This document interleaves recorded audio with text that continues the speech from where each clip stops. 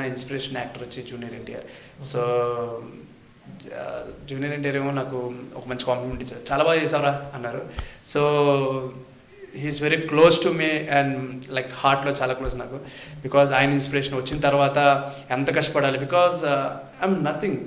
ఆయన డ్యాన్స్తో పోల్చుకుంటే acting he's number 1 in Tollywood అండి యాజ్ ఆఫ్ నౌ. సో నా వరకు ఎప్పుడు నెంబర్ 1.